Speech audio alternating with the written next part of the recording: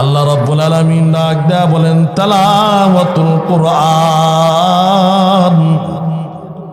আমি আল্লাহর কাছে সবচেয়ে প্রিয় ইবাদত হলো কোরআনুল কারীমের তেলাওয়াত। ইমাম আহমদ ইবনে হাম্বল ডাক দেয়া বলেন প্রভু বুঝে তেলাওয়াত করলে না বুঝে তেলাওয়াত করলে? তখন আল্লাহ রাব্বুল আলামিন বলেন বুঝে তেলাওয়াত করলো না বুঝে তেলাওয়াত করলেও তাইলে বোঝা যায় কোরআন বুঝে তেলাওয়াত করলো লাভ আছে, না বুঝে তেলাওয়াত করলো লাভ। কথা ঠিক না বেঠিক? কিন্তু আমাদেরকে কোরআন থেকে বিচ্ছিন্ন করার জন্য ইহুদি নাসারাদের এক শ্রেণীর দালালেরা এই কথা বলতে চায় যে কোরআন না বুঝে পড়লে কোনো লাভ নাই, বরং ওয়াজিব তরকের গুনাহ হবে। এমন কিছু বক্তব্য আপনারা শুনেছেন। কথা ঠিক না বেঠিক?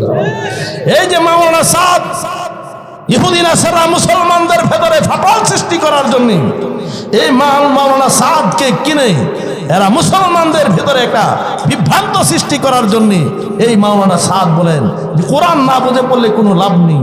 নবীজি বলেন বুঝে পড়লো লাভ, না বুঝে পড়লো লাভ। আল্লাহ ইমাম আহমদ ইবনে হাম্বলকে বলেন বুঝে পড়লো লাভ, না বুঝে পড়লো লাভ। আর মাওলানা সাদ সাহেব মুসলমানদেরকে কোরআন থেকে বিচ্ছিন্ন করার জন্য, বিভ্রান্ত করার জন্য তিনি বলেন কোরআন না বুঝে পড়লে কোনো লাভ নাই, বরং ওয়াজিব তরকের গুনাহ হবে। তাইলে বোঝা যায় তার এই বক্তব্যের ভিতরে ইহুদি নাসারাদের দুর্ঘ্রাণ পাওয়া যায়। মুসলমানদেরকে কোরআন থেকে বিচ্ছিন্ন করার একটা ষড়যন্ত্র চলছে। কথা ঠিক না বেঠিক? জোরে বলো। মাওলানা সাহেবের সাথে আমাদের ওলামায়ে কেরামের কোনো দ্বন্দ্ব নেই, শুধুমাত্র দ্বন্দ্ব হলো তার অনেকগুলো বক্তব্য, যে বক্তব্যগুলো কোরআনের সাথে সাংঘর্ষিক হয় আর না হয় বিশ্বনবীর হাদিসের সাথে সাংঘর্ষিক হয়। অতএব যদি কোনো মানুষ বড় আলেমও হয় আর যদি উনি কোরআনের অপব্যাখ্যা করে, হাদিস শরীফের অপব্যাখ্যা করে, নামাজের ভিতরে কোরআন ভুল পড়ে, তাহলে পিছন দিয়া লোকমা দেওয়ার জন্য মুসল্লিদের দরকার আছে না নাই? জোরে বলেন। আমরা মাওলানা সাদ সাহেবকে বলতে চাই তুমি অনেক ভালো বংশের মানুষ, তোমাকে আমরা ফলো করেছি, তোমার দোয়াতে আমরা একসাথে হয়ে দোয়াতে অংশগ্রহণ করেছি। যেই মাত্র দেখলাম তোমার বক্তব্য হাদিস শরীফের সাথে সংঘর্ষ হয়ে যায় আর না হয় কোরআনুল কারীমের সাথে সাংঘর্ষিক হয়ে যায়, তখনই আমরা লোকমা দেওয়া শুরু করেছি। এটা আমাদের নিজের স্বার্থে নয়, বরং উম্মতকে গুমরাহি থেকে বাঁচানোর জন্য। কারণ ওলামায়ে কেরাম হলো উম্মতকে বাঁচানোর ধারক বাহক। ওনারা হলেন রাহবর। ওনারা যদি সঠিক কথা না বলেন, সঠিক ফতোয়া না দেন, কিয়ামতের ময়দানে আদালতে এলাহির মধ্যে তারা আসামি হয়ে যাবে। কথা ঠিক না বেঠিক? ওলামায়ে কেরাম কেমন জানেন? এক্সাম্পল দিলে বুঝে আসবে। জিহ্বার মতো। ওলামায়ে কেরাম কাদের মতো? জোরে বলেন কার মতো? জিহ্বার মতো। আর চতুর্দিকে দাঁতগুলো হলো শত্রুর মতো। কিন্তু জিহ্বার দায়িত্ব হলো, দেখুন দাঁতের ভিতরে কোনো সুপারি, বোট অথবা কোনো কিছু আটকে যায় তো দেখবেন এই জিহ্বার কাজ হলে ধাক্কাই দিয়ে থাকে। নামাজের মধ্যেও ধাক্কায়, নামাজের পরও ধাক্কায়, অনিচ্ছাকৃত ধাক্কাই দিয়ে থাকে, ঘুমের মতো ধাক্কাই দিয়ে থাকে। কথা ঠিক না ঠিক? মানুষের দাঁতকে বাঁচাইতে চায়, হেফাজত করতে চায়। ওলামায়ে কেরাম ঠিক তেমনি ভাবে কোনো জাতি যখন দেখা যায় গুমরাহ হয়ে যাচ্ছে, পথভ্রষ্ট হয়ে যাচ্ছে, জাহান্নামের দিকে পা বাড়াচ্ছে, তখন ওলামায়ে কেরাম ধাক্কাইতে থাকে যেন সে ওইখান থেকে বেঁচে আসে, সে এখান থেকে যেন হেফাজত থাকে। কিন্তু ওই দাঁত মগর যদি জিহ্বাকে সুযোগ মতো পায়, ছাড় দেয় না। কথা ঠিক না ঠিক? তো ওলামায়ে কেরাম এরা হলো জিহ্বার মতো, যেমনি ভাবে জিহ্বাকে দাঁতে পাইলে ছাড়ে না, ওলামায়ে কেরামের শত্রুরাও ওলামায়ে কেরামকে পাইলে ছাড়ে না। তবে মনে রাখতে হবে, তোমরা জেনে রাখো, দাঁতের একদিন না একদিন অধপতন আছে, জিহ্বার অধপতন নেই।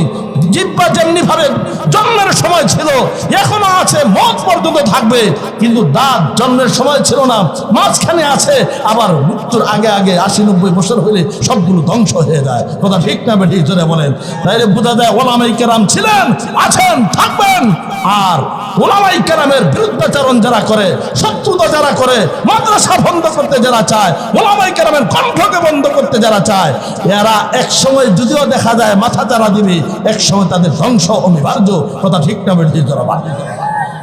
দেখেন নাই ওলামায়ে কেরামের বিরুদ্ধে কথা বলে, ওলামায়ে কেরামকে কারা দণ্ড করে, কারা নির্যাতিত করে, আজকে দেশ থেকে ইজ্জত নিয়ে পালাতে পারে নাই, বেইজ্জত হয়ে এই দেশ ছেড়তে বাধ্য হয়েছে। কথা ঠিক না বেঠিক?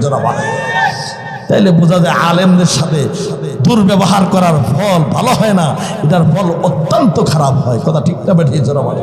আমার ভাইজান আসুন, আমি বলতেছিলাম সূরাতুল ইয়াসিনের কথা। সূরাতুল ইয়াসিন আল্লাহ রাব্বুল আলামিন কেন নাজিল করেছে? শানে নুজুলটা কি, ব্যাকগ্রাউন্ডটা কি, প্রেক্ষাপটটা কি?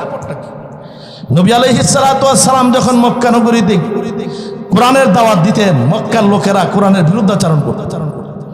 وقال الذين كفروا لا تسمعوا لهذا القرآن والغوا فيه لعلكم تغلبون।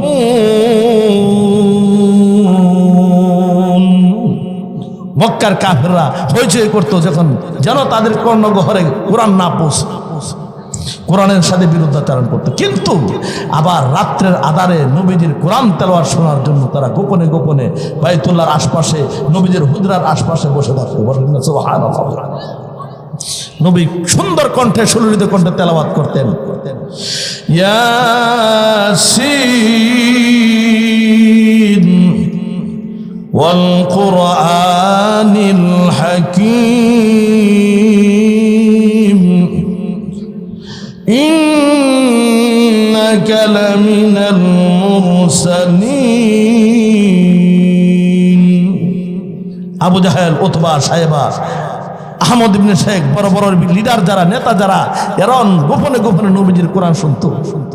একদিন আবু জাহেল বাড়ির দিকে রওনা করছে, সকাল ঘনে আসছে, অন্ধকারাচ্ছন্ন, এখনো পর্যন্ত পুরা ফর্সা হয়নি, এখন ফর্সা হয়ে যাবে কিছুক্ষণের ভিতরে। এমন সময় দেখে সামনে দিয়ে দুইজন যায়, ডাক দেয়া বলে, এই তোমরা কারা? একজন ছিল আহমদ ইবনে শেখ, আরেকজন উতবা। ডাক দেয়া বলেন, এই লিডার, বড় আওয়াজে কথা বলবেন না, তাইলে কিন্তু আপনিও ধরা খাবেন, কারণ আপনি যে অন্যায়ের আসামি, আমরাও সেই অন্যায়ের আসামি। আপনিও কোরআন শোনার জন্য গেছেন, আমরাও কোরআন শুনতে গেছি। প্রতিশ্রুতি দাও আর জীবনে কোনোদিন মুহাম্মদের কোরআন শুনতে আসবো না। আমরা নিজেরাই যদি মুহাম্মদের কোরআনের দিকে এভাবে আকৃষ্ট হয়ে পড়ি, তাহলে তো জনগণকে আমরা কন্ট্রোল করতে পারবো না, নিয়ন্ত্রণ করতে পারবো না, নিয়ন্ত্রণ হারা হয়ে যাবে। ওয়াদা দিয়ে, প্রতিশ্রুতি দিয়ে বাড়িতে যায়, কিন্তু পরের রাত্রে কারো চোখের মধ্যে ঘুম নাই। কারো যদি জীবনে ঘুম না হয়, ট্যাবলেট খাইলে ঘুম না হয়, এটা যে কত বড় অশান্তি। কেমন জানি মুহাম্মদের কোরআনের আওয়াজটা কানের মধ্যে বেজে উঠে। তাবারাকাল্লাযী বিয়াদিহিল মুলক ওয়া হুয়া আলা কুল্লি শাইইন কাদির।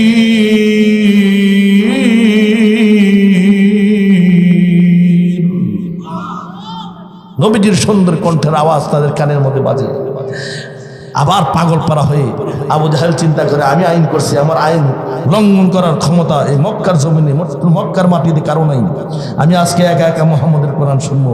উতবা, সাহেবা, আহমদ ইবনে শেখ এরাও মনে করে আমাদের লিডার আইন করে, উনি আইন লঙ্ঘন করতে পারেন না, অতএব আমরা একা একা গিয়ে কোরআন শুনবো। বাস যাইতে যাইতে তিনজন আমরা একসাথে।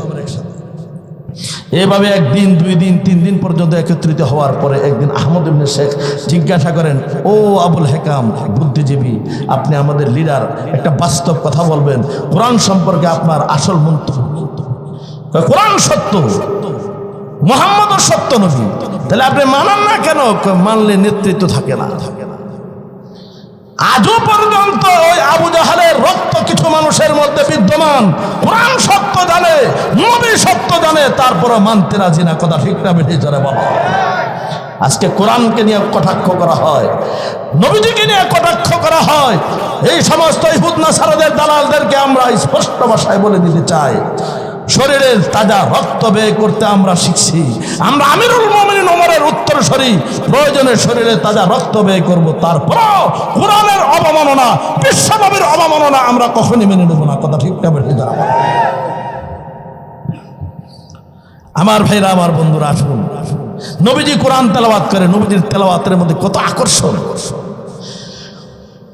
والشمس وضحاها والقمر إذا تلاها والنهار إذا جلاها والليل إذا প্রত্যেকটা আয়াতের শেষে হা হা আসেনি? কোরআনের শেষ মিলটা কত? ইন্না আ'তাইনাকাল কাউসার, রা সাকিনের উপর শেষ। ফাসাল্লি লিরাব্বিকা ওয়ানহার, রায়ের উপর শেষ। ইন্না শানিআকা হুয়াল আবতার, রা সাকিনের উপর শেষ। তাহলে প্রত্যেকটা আয়াতের শেষ মিল আছে না নাই? যেটা বলে যান আর একটু সামনে, আল্লাহমান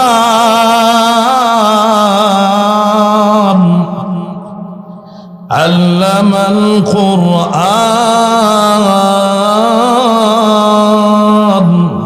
নুনের উপর শেষ। খলাকাল ইনসান,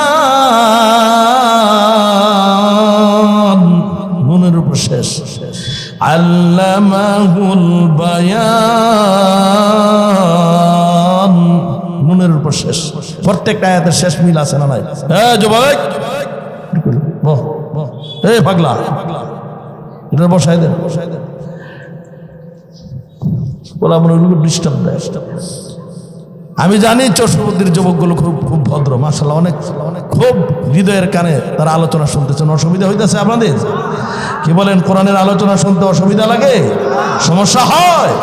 আমরা কি কোরআনের পক্ষে না বিপক্ষে? একে পক্ষে নারায়ে তাকবীর। কোরআন সুন্নাহর আলো, কোরআন আছে দেখা নেই। কোরআনের আলোচনা যতক্ষণ, নারায়ে তাকবীর, হাত নামা। বিশ্বনবী কোরআন তেলাওয়াত করে, আর মক্কার কাফেররা, বিশেষ করে আবু লাহাবের স্ত্রী, গলিতে গলিতে মানুষ ফিট করেছে। যখন বহিরাগত কোনো মেহমান আসবে বলবা মুহাম্মদের কাছে যেন না যায়, কারণ এটা একটা পাগল। বলেন নাউজুবিল্লাহ, নবী বলে পাগল। তো লোকটারা আসে, আচ্ছা ঠিক আছে আসছি, যখন পাগলের কথা শুনছি দূর থেকে, কেমন পাগল একটু দেখা যায়। আয়সা দেখেন নবীজি পড়েন, ওয়াশ-শামসি ওয়া দুহাহা ওয়াল কমারি ইযা তালাহা ওয়ান নাহারি ইযা জাল্লাহা। প্রত্যেকটা আয়াতের শেষ মিল আছে। ওইটা কোনো পাগলের কথা হতে পারে না। মুহাম্মদ, আর দেরি নয়, এই মুহূর্তে আমাদেরকে কালিমা পড়ান, মুসলমান বানায় দেন। লা ইলাহা ইল্লাল্লাহু মুহাম্মাদুর রাসূলুল্লাহ। জোরে বলেন আল্লাহু আকবার। নবীজি বাইতুল্লাহর পাশে কোরআন তেলাওয়াত করতেছিলেন, আর মক্কার কিছু লোকেরা, আবু জাহেল, উতবা, সাহেবা, এরা নবীর উপর হামলা করতে গেল যে মুহাম্মদকে শেষ করে দিব, তাইলে আর মুহাম্মদের কোরআন থাকবে না, মুহাম্মদ ধ্বংস হবে, মুহাম্মদের কোরআন ধ্বংস হবে। নবীকে হেফাজত করার দায়িত্ব গ্রহণ করেছেন কে? আরো জোরে বলেন কে? তিনটা জিনিসের সাথে আল্লাহর নামের ইঞ্জিল আছে। কয় জিনিস? এক নাম্বার রাসূলুল্লাহ, রাসূলের সাথে আল্লাহর নামের ইঞ্জিল আছে না নাই? দুই নাম্বার বাইতুল্লাহ, আল্লাহ পাকের ঘর বাইতুল্লাহ। এই বাইতুল্লাহ ধ্বংস করার জন্য বাদশাহ আবরাহা এমন থেকে এসেছিল, আর আল্লাহ রাব্বুল আলামিন ছোট ছোট পাখির দ্বারা কাসবিন মাকুল, বক্ষিত খাবারের মতো মুআদিয়া মুহাসসারের মধ্যে আল্লাহ দেখায় দিয়েছেন, দৃষ্টান্ত স্থাপন করেছেন। আমি আল্লাহ পাকের ঘর বাইতুল্লাহর সাথে যদি বিরুদ্ধাচারণ করো, তাহলে তোমাদের এই অধপতন হবে। কথা ঠিকটা ঠিক। নবী রাসূলুল্লাহ, নবীর সাথে যারা বিরুদ্ধাচারণ করে, আবু জাহেল, উতবা, সাহেবা, এরা ধ্বংস হয়েছে কিনা জোরে বলে? কোরআনের সাথে কিতাবুল্লাহ, আল্লাহর নামের ইঞ্জিল আছে। এই কোরআনের সাথে কোরআনকে মিটিয়ে দেওয়ার জন্য যারাই চেষ্টা করেছে তারাই ধ্বংস হয়েছে। আজও পর্যন্ত এক শ্রেণীর মানুষ কোরআনের বিপক্ষে অবস্থান নেই। আল্লাহ বলেন, ওই কোরআন আমি আল্লাহ নাজিল করেছি, কোরআনের হিফাজতের দায়িত্ব আমি আল্লাহ পাকের হাতে। ইন্না নাহনু নাযালনা যিকর ওয়া ইন্না লাহু লাহাফিজুন।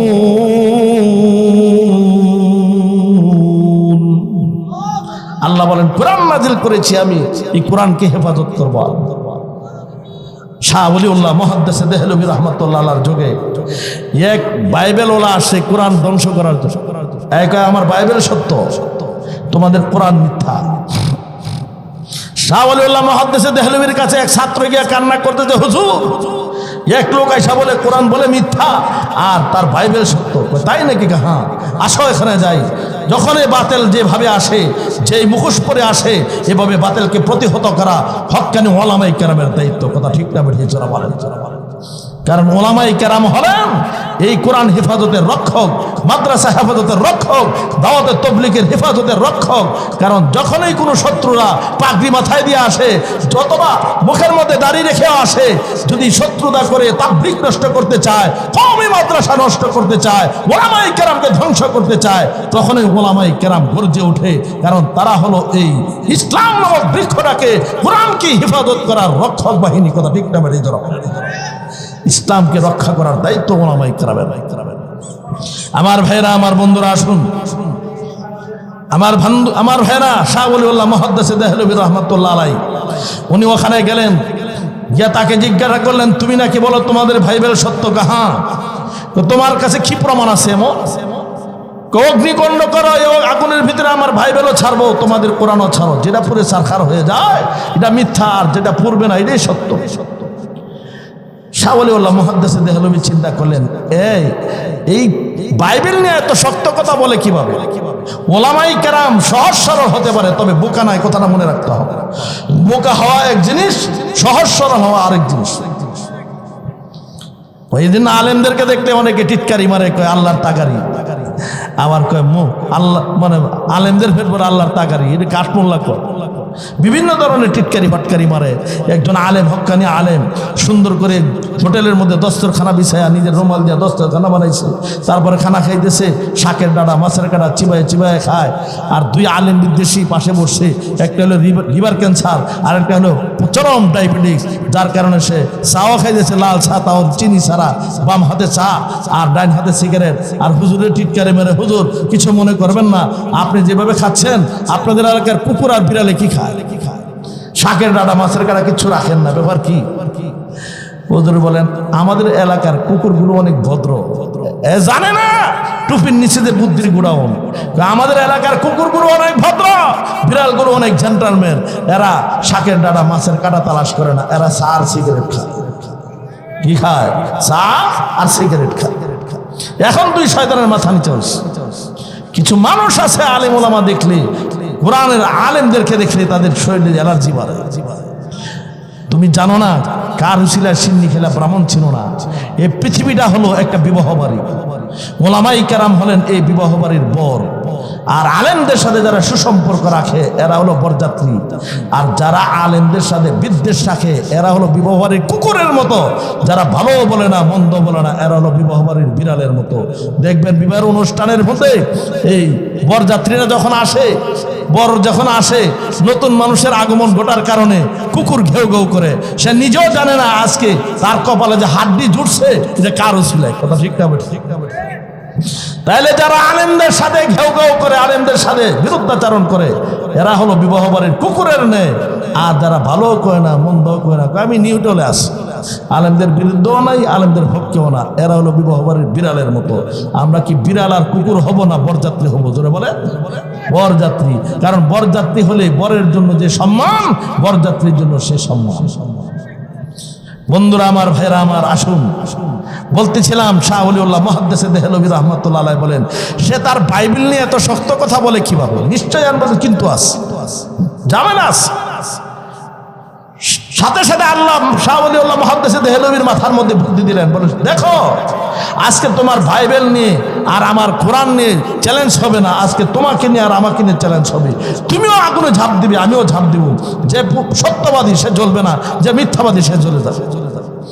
এখন এর টানলেও আয় না, আগুনে ঝাঁপ দিতে রাজি না, তাইলে বোঝা গেছে তার ভিতরে কিছু একটা কালমে কুচ ডাল হয়, ডাল মে কুচ কালা হয়, ডালের ভিতরে কিছু ঝামেলা আছে। এখন বলে কি ঝামেলা, সত্য কথা কো, আর না হলে কিন্তু সবাই ধরে তার আগুনে ভালো। হুজুর মাফ করে দেন, আমি হইলাম ইহুদি নাসারাদের এজেন্ট, দালাল। আমেরিকাতে এক ধরনের কেমিক্যাল তৈরি হয়, এই কেমিক্যালগুলো যদি কোনো পৃষ্ঠার মধ্যে মাখানো হয়, ওই কাগজটাকে যদি আগুনের মধ্যে ছেড়ে দেওয়া হয়, আগুন তাকে জ্বালাইতে পারে না। আমি আমার বাইবেলের প্রত্যেক পৃষ্ঠায় পৃষ্ঠায় ওই কেমিক্যাল মাখাইছি, আমেরিকার তৈরি কেমিক্যাল। শাহ ওলিউল্লাহ মুহাদ্দিস দেহলভী রাহমাতুল্লাহ আলাইহি ডাক দেয়া বলেন, এ বাইবেল ওয়ালা শোন, তুই তো মানব তৈরি কেমিক্যাল তোর এই বাইবেলে মাখাইলি। আর আমরাও ওলামায়ে কেরাম যারা, আমরা আলেম সমাজ যারা, মুসলমান যারা, আমরা আমাদের সিনার ভিতরে আল্লাহ রচিত কোরআনের কেমিক্যাল আমরা আমাদের সিনাতে মাখাইছি। নবীর সুন্নতের, আখলাকের, সুন্নতের রং আমাদের শরীরে মাখাইছি। এজন্য এই শরীরের ভিতরে, এই সিনার ভিতরে আমাদের বিশ্বাস, দুনিয়ার আগুন তো দূরের কথা, জাহান্নামের আগুনও টাচ করবে না। কথা ঠিক না? বুঝে যাও। আল্লাহু আকবার। আল্লাহর নবী কোরআন তেলাওয়াত করে, আর মক্কার লোকেরা কোরআন বন্ধ করতে যায়, পাথর নিয়ে গেছে, নবীর উপর আক্রমণ করবে। আর আল্লাহ আগেই বলে দিছে নবীরে, ওগো নবীজি আপনি টেনশন করবেন না, ইদা ক্বরাআতাল কুরআনা জাআলনা বাইনাকা ওয়া বাইনাল্লাযীনা لا يؤمنون بالآخرة حجابا مستورا। নবীজি আপনি যখন কোরআন তেলাওয়াত করবেন, আপনার মাঝে আর আমি ওই বেঈমান কাফেরদের মাঝখানে আমি কুদরতি অন্তরাল দিয়ে আপনাকে হেফাজত করব। চিৎকার করে বলেন আল্লাহু আকবার। মক্কার কাফেররা যারা পাথর নিয়ে গেছিল, তাদের হাতগুলো গাড়ির সাথে লেগে গেছে। আল্লাহ সূরাতুল ইয়াসিনে এই কথাটা বলেছেন, ইন্না জাআলনা ফি আ'নাকিহিম আগলালান ফাহিয়া ইলাল আযকান ফাহুম মুকমাহুন। আল্লাহু আকবার বলেন। তাদের ঘাড়ের সাথে হাতগুলো লেগে গেছে। আল্লাহ বলেন, ওয়াজআলনা মিন বাইনা আইদিহিম সাদ্দাও ওয়া মিন খালফিহিম সাদ্দা ওয়া আওশাইনাহুম ফাহুম লা ইউবসিরুন।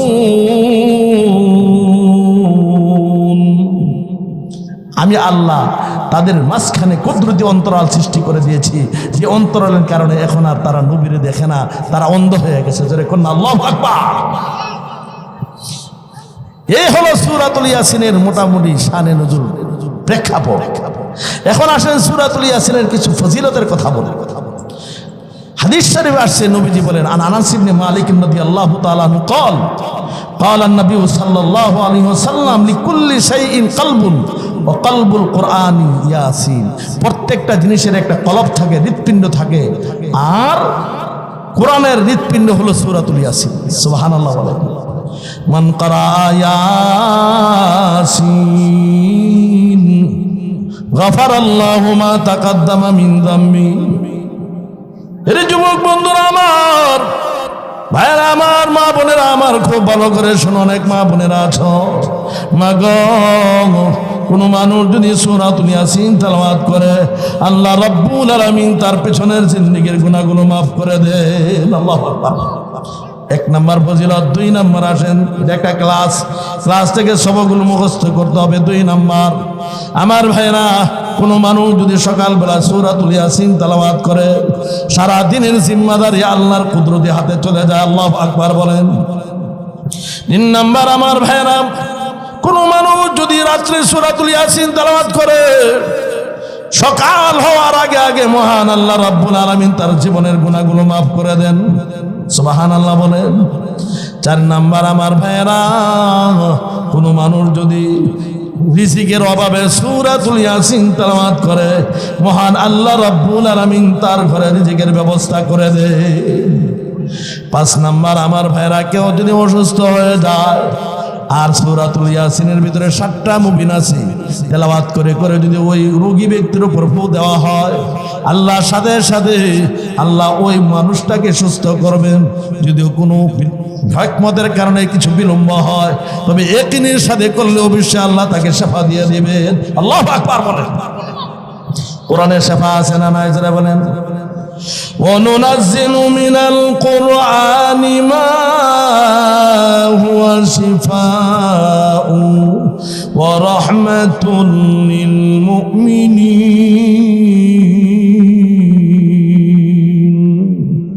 আল্লাহ বলেন, আমি কোরআনকে মুমিনদের অন্তরের রোগের শিফা হিসাবে, ঔষধ হিসাবে নাজিল করেছি।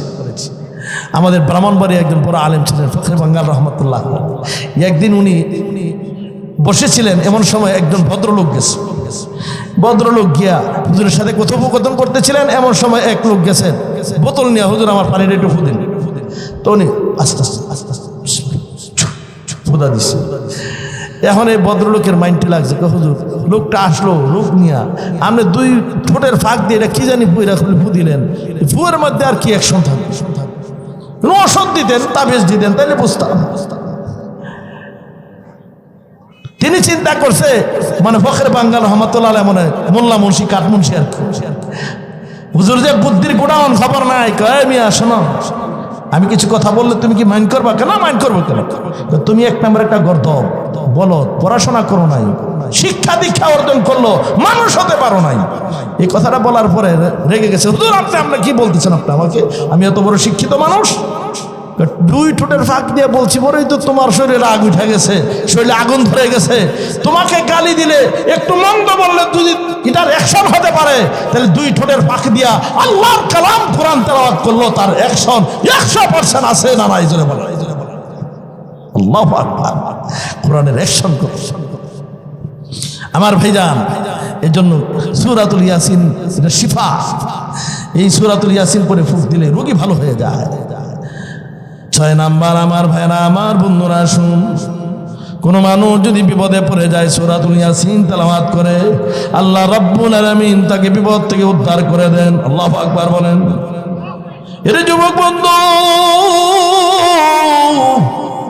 কোন মানুষ যদি কবরের পাশে সূরাতুল ইয়াসিন তেলাওয়াত করে, কবরের পাশে যদি সূরাতুল ইয়াসিন তেলাওয়াত করে, মহান আল্লাহ রাব্বুল আলামিন কবরের মধ্যে গন্ধের আযাব মাফ করে দেন। আল্লাহু আকবার বলেন। 8 নাম্বার, কোন মানুষ যদি, ও বন্ধু, জুমার দিন যদি মা বাবার কবরের পাশে সূরাতুল ইয়াসিন তেলাওয়াত করে, তাহলে আল্লাহ রাব্বুল আলামিন সূরাতুল ইয়াসিনে যতগুলো অক্ষর আছে, কতগুলো অক্ষর? 3000 অক্ষর। 3000 মূর্তিকানদের কবরের আযাব আল্লাহ রাব্বুল আলামিন মাফ করে দিবে। সূরাতুল ইয়াসিন নিয়ে আলোচনা করতেছি, কথা খুব ভালো করে শুনেন আমার ভাইজান। শুধু তাই নয়, সূরাতুল ইয়াসিনের আরো কত পাওয়ার জানেন? কোন মানুষের যদি সাকরাত শুরু হয়ে যায়, মরণ যন্ত্রণা আরম্ভ হয়ে গেছে, মৃত্যুর যন্ত্রণা আরম্ভ হয়েছে, আমরা তো মনে করি আমার ছেলেটা বড় ইঞ্জিনিয়ার, বড় ডাক্তার, ডক্টর আর বড় একজন নেতা বানাইতে আমি সাকসেসফুল। আরে ভাই, যদি ডাক্তারি বিদ্যার মধ্যে শ্রেষ্ঠত্ব থাকতো, তাইলে বানর শ্রেষ্ঠত্ব লাভ করত। ভারতের এক এলাকার মধ্যে বানরের উদ্রেকের কারণে মানুষ ফসল করে টিকাইতে পারে না। কারি তৈয়ব সাহেব রহমতুল্লাহ আলাইহির কাছে লোকেরা আসছে, হুজুর এই ব্যাপারটা কি করা যায়? হুজুর বলেন, এই বানর মারা জায়েজ হবে। শত শত রুটি তৈরি করে এর মধ্যে বিষ মিশাইছে, ছড়ায় রাখছে, আইসা খাবে আর মারা যাবে। একদল বানর আসছে, নাকটা লাগাই আর আবার জঙ্গলার ভিতরে চলে গেছে। গিয়ে আরেক দল বানর নিয়ে আসছে, এই প্রত্যেকটা বানরের পাছা হইল লাল, মনে হচ্ছে যেন মাত্র MBBS ডাক্তার হইয়া মেডিকেল কলেজ থেকে সার্টিফিকেটটা নিয়ে বাড়িস। নাকটা লাগাই ভিতরে আবার জঙ্গলার ভিতরে চলে গেছে। জঙ্গলার ভিতরে এই বিষক্রিয়া নষ্ট করার ক্ষমতা এক গাছের মধ্যে, পাতার মধ্যে, শিকড়ের মধ্যে আছে, এটা বানর জানে। এনে তারা রুটিও খায় আর ওই গাছের পাতাও খায়, একটা বানরও মরছে না। যদি আমার ভাইরা ডাক্তারি বিদ্যার মধ্যে শ্রেষ্ঠত্ব থাকতো, বানর শ্রেষ্ঠত্ব লাভ করতো। কারণ দুনিয়ার কোনো ডাক্তার জানে না ওই কোন গাছের পাতার ভিতরে বিষক্রিয়া নষ্ট হয়, এটা বানরে যাবে। ইঞ্জিনিয়ারের ভিতরে যদি শ্রেষ্ঠতা থাকতো, বা ওই ভাগে শ্রেষ্ঠতা লাভ করতো। দুনিয়ার ইঞ্জিনিয়াররা তো জমিনের মধ্যে ফাইলিং করে, আর এটা উপরের থেকে ফাইলিং করে, চমৎকার করে একটা বাসা তৈরি করে, আবার বাতাস বের হওয়ার জন্য আলাদা দেখবেন একটু ছিদ্র রাখে, আছে না নাই যেটা বলে, আবার আলাদা ছোট্ট একটা রুম রাখে, এটা তার ওয়েটিং রুম, মাঝে মাঝে মধ্যে বিশ্রাম করে। এই যে বাতাস আসে, কোনোদিন বাতাসে এই তার বাড়িটা ভাঙতে পারে না। এটা এমন সুন্দর করে, এমন সাইজ করে বানায়, এটার ভিতরে বাতাসও ঢুকে না, আর ঢুকলেও বের হওয়ার মতো পরিবেশ আছে। কথা ঠিক না ঠিক? ইঞ্জিনিয়ার বিদ্যার মধ্যে শ্রেষ্ঠত্ব থাকলে ওই বা ওই ফাঁকে শ্রেষ্ঠত্ব লাভ। আপনি বলবেন নেতৃত্ব দেওয়ার মধ্যে শ্রেষ্ঠত্ব যদি থাকতো, তাইলে পিপিলিকার শ্রেষ্ঠত্ব লাভ করতো। কোরআনুল কারীমের ভিতরে একটা সূরা আছে, সূরাতুন নামাল। পিপিলিকা